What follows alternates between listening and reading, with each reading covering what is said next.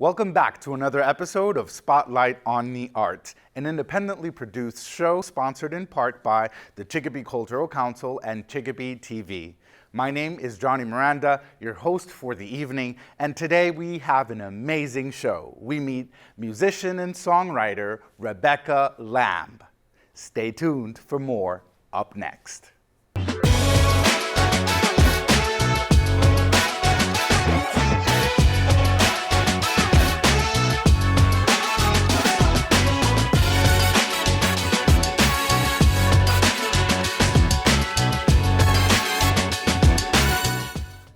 And here we are with Rebecca Lamb, songwriter and musician from Western Mass.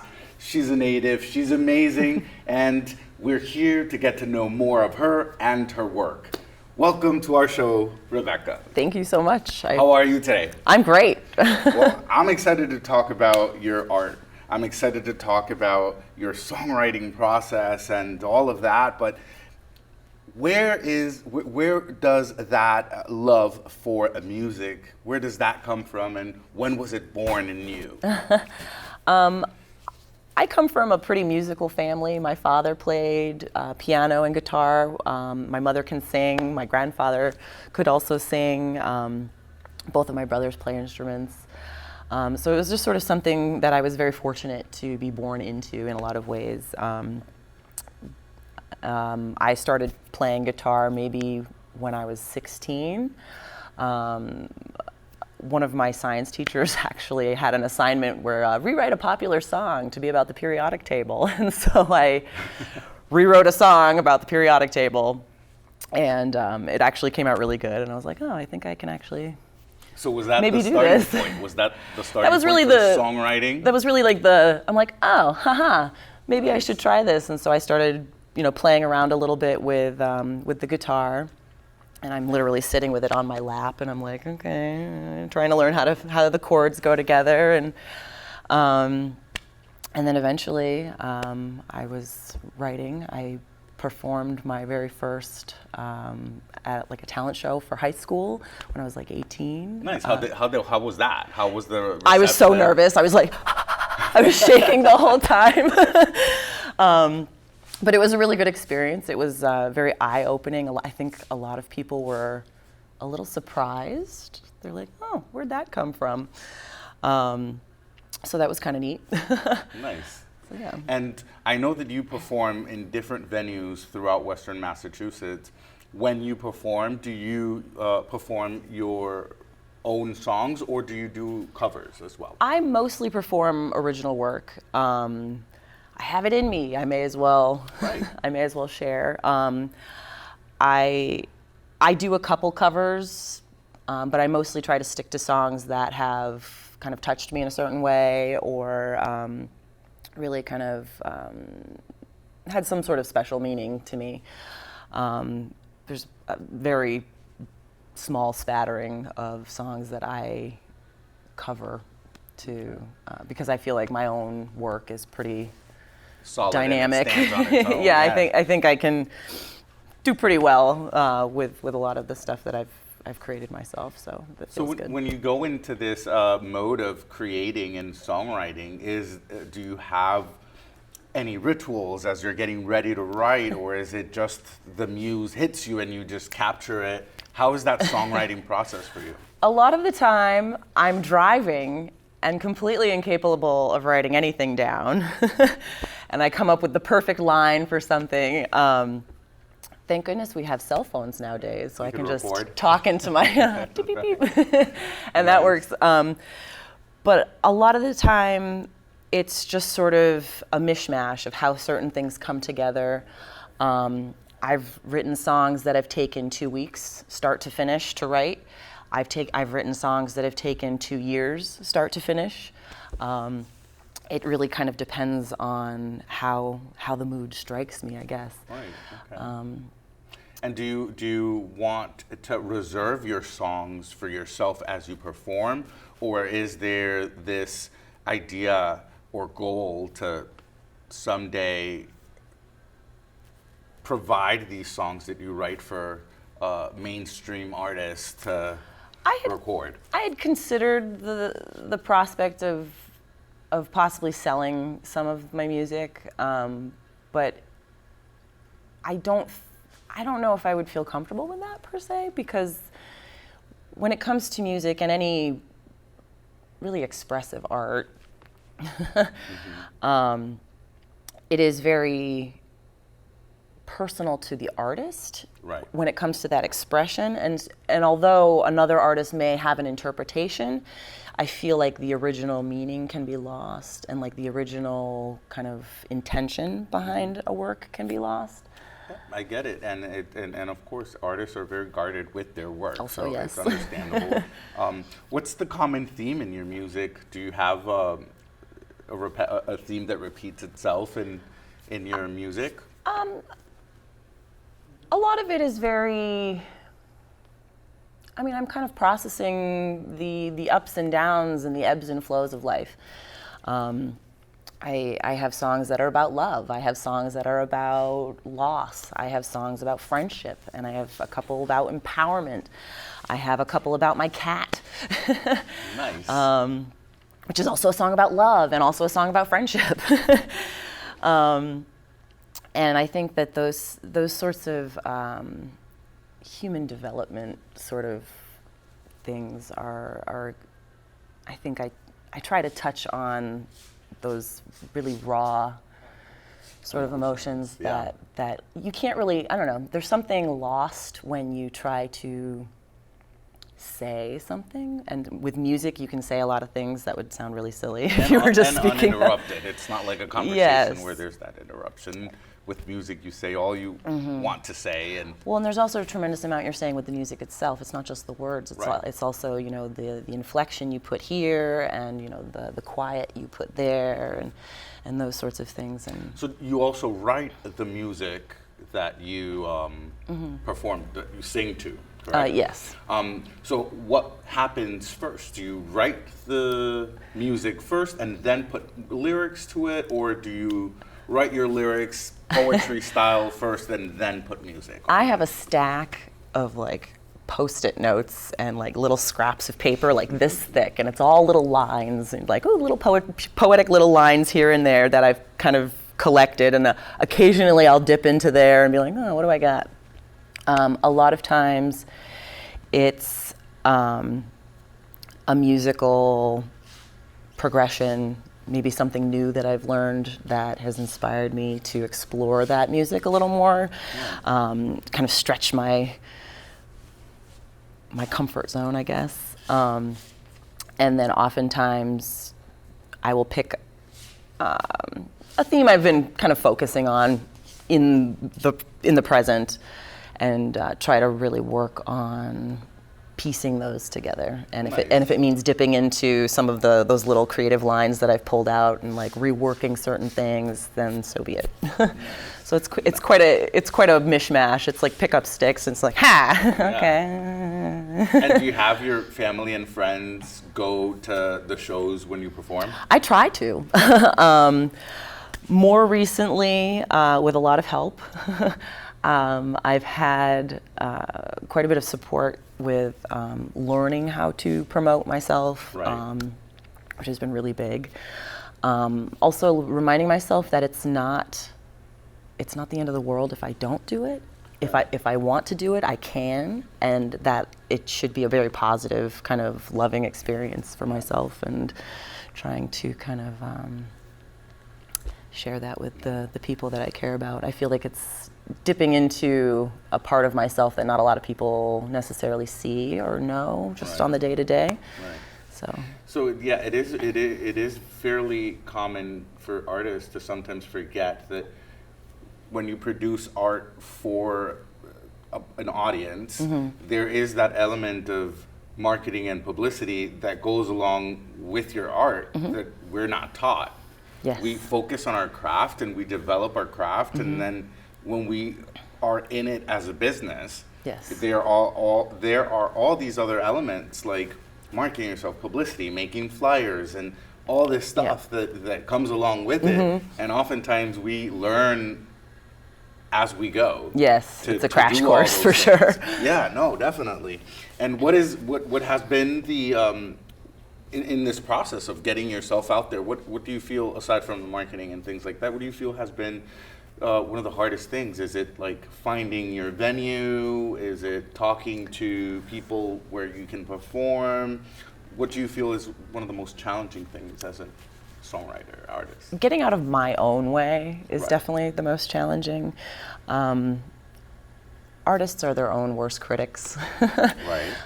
There's always that self-criticism, that self-doubt, and it's taken me a lot of active, like, you can do this, it's okay, go ahead, it's good for you, you love doing this, and reminding myself. So yeah. Where are you currently performing? Do you have a venue where you consistently perform at, or is it just varied depending on? I've been spending a fair amount of time up at Luthier's Co-op in East Hampton. Wonderful spot. They have the type of audience that likes to listen, which is really nice. A lot of other venues, you're oftentimes competing with a sort of a bar scene or some other sort of a din.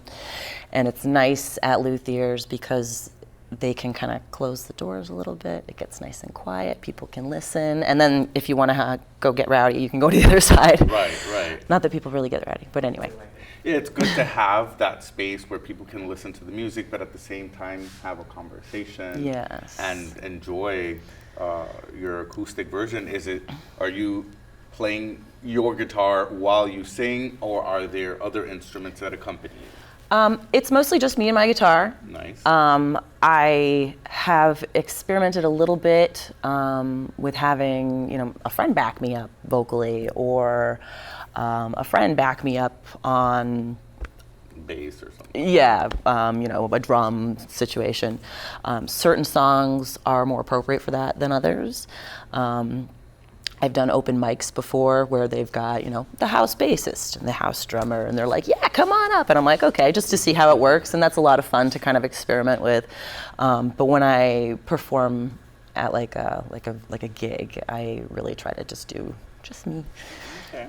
And I know that the strength of Rebecca Lamb is the songwriting and the music side, but there is a side of you where you also create visual art. I sure do. And you have a Facebook page, and I know that you post some of the work that you do. That's not just paintings, but you do these. I saw a jacket and things like that you do. Tell us a little bit about that side of Rebecca. I've done a bit with drawing. Sharpie is actually one of my favorite mediums. Nice. So I do a lot of drawings. I've played with some hexagons, which are a really great shape because they're already sort of structural. Like you can kind of put them in fun arrangements. So I have this series of little hexagons that are all black and whites, and there's got to be like maybe 20 of them, 25 of them, and they're all different. They're all on my wall. Beep, beep, beep, beep, beep, beep, beep, beep. Nice. And that's kind of neat. I also focus very heavily on kind of fabric. I do a lot with embroidery and patchwork. I've made quilts. It's not super my thing, but right now I've been working a lot on a smaller scale. I've been doing little embroidery hoops with little scenes. I have one with like some mushrooms and a little snail, and there's more recently I've been trying to finish up on one with like a little sleeping fox kind of amongst the bushes. And it's a great thing that you also express yourself through that other avenue. And it'll be great to go see Rebecca Lamb perform and have some of her visual artwork there. It's like, oh, as and well also. to see that you did, right? It's great that you're that multifaceted, and that art is an important part of your life, that you find it important to express it, whether it's with your words, whether it's with your music, or with your visual creations. I find it's nice to have the visual art side of things to balance out the musical side of things. If I find that I'm getting frustrated or like I'm stuck somewhere, I can take some of that creative energy and channel it into this other thing, and oftentimes I will while I'm doing this other thing, find a solution for this problem here, Right. and vice versa. So it's kind of neat to be able to bounce between the two. That's nice. High five. Yes. So I know that the music comes from your family. Mm-hmm. What inspired you to start creating visual art? Visual art is something I've always sort of done. I've always been a doodler. Ask any of my teachers in school. They have this array of doodles all everywhere. Around your notebook. Yep. I guess it's just something I was exposed to. I was very fortunate to grow up with a school system that really valued music and really valued the arts. And I take that with me. And I think that's really important. I myself am a former teacher. I worked as a special ed teacher for a few years, and so just my exposure Right. paired with that exposure, it's like the arts are just so important, and I have like a very strong appreciation for that background. Definitely. And you're saying art is very important, and we can see how important it is in your life. How important do you think that art in any of its manifestations is for every individual or every young person out there? I think art can be a catalyst for problem solving, for trying to say something important. Art is a very important medium that, I'm getting a little emotional. Art is, in any form, whether it be music or visual art, it's accessible. You can see it. History is a very good example of how art really ties in. Like if you have art history, you're learning history, but they're also explaining the art and what this picture in this textbook actually means in context to the story you're Right. learning about. And I think there's 101 ways to make connections to people. There's 101 ways to reach people who are struggling. And I think that, encouraging these sorts of things, encouraging, what we're doing here and getting the word out that art's really the way to go. Yeah, no, definitely. And another thing is that It's very foundational. one of the things that I like about what we do as artists and what I like about the show is that we are, with our art and with our episodes, we are creating a snapshot of time. Yes. Of who are these artists that are moving our society currently?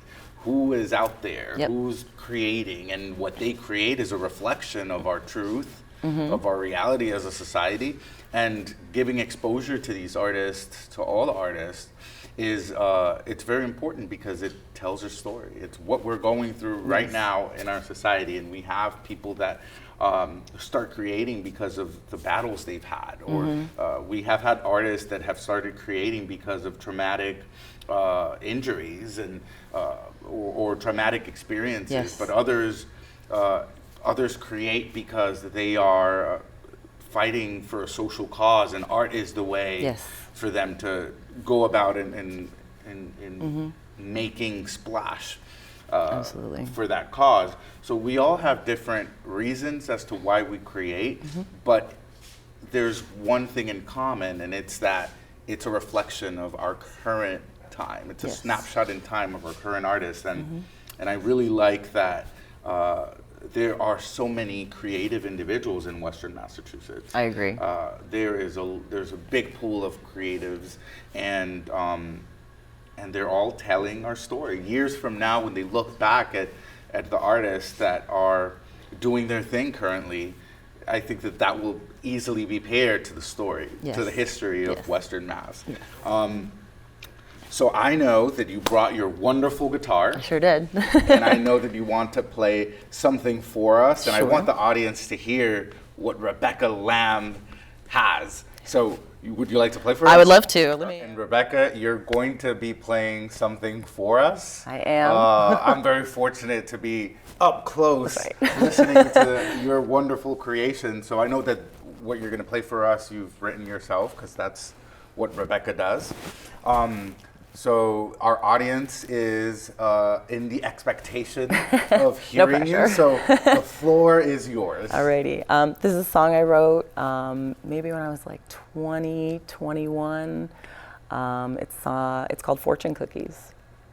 It's a love song. So here we go.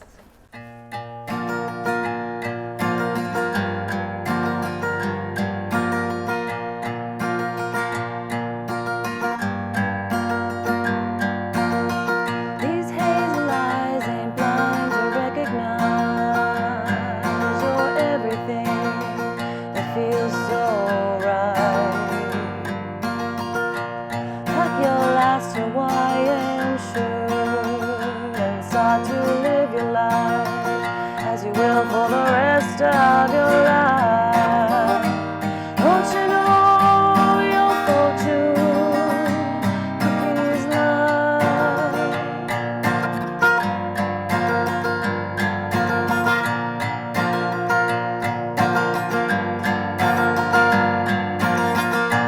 You were my casual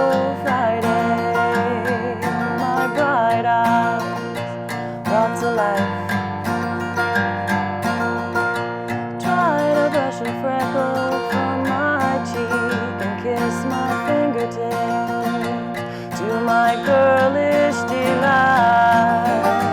Don't you know your fortune cookies life?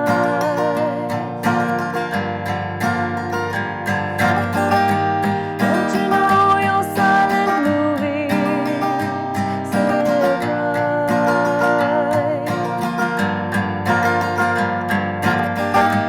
Don't you know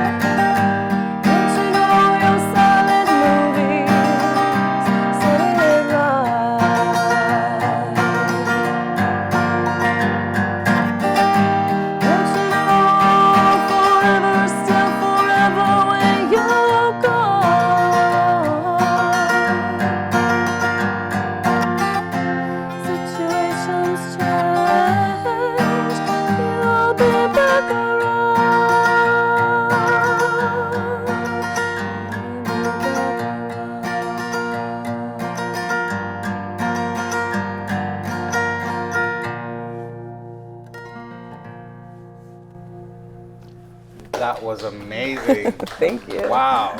Rebecca Lamb, thank you so Thank much you. for gifting us with your music.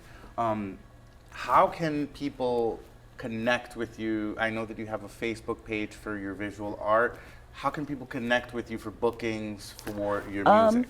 Well, I'm mostly kind of taking my own pace with that one. But Becca B Arts is the Facebook page. I'm working on an Instagram, so that'll be eventually. But other than that, keep an eye out. I like to do flyers for when I have events. I post frequently on like Western Mass Music Scene and Valley Vibe Productions and all sorts of other Western Mass sort of music Nice. Facebook pages. And where are things. you presenting yourself in the coming months? Well, nowhere specifically. I'm working on, I have to call Luthier's and be like, hey, I want to come back. Nice, nice. But I have a short list of a couple other places I want to check out, including Bergie Brews and maybe Fort Hill up in East Hampton. And we'll see. Well, you've heard it here. She has venues, but she's also looking for I'm more working. venues and to experiment. So if you are out there in Western Mass and you own a bar or a venue and you would love to have the wonderful music of Rebecca Lamb, you know where to contact her. Look her up on Facebook and her Facebook page for her art as well. Rebecca, thank you so much Thank for you so joining us much for today in our having show. me. I really appreciate you telling us your story and how you get involved in the music and how you go about your process. It is definitely a gift, and I am agree. thankful to receive it. Oh, I'm very thankful to share it. Thank you so much. And there you have it, Rebecca Lamb, Western Mass songwriter, musician. We're excited to have had you in the show. I hope that you, our audience, have enjoyed it. And I'm Johnny Miranda. I will see you next time.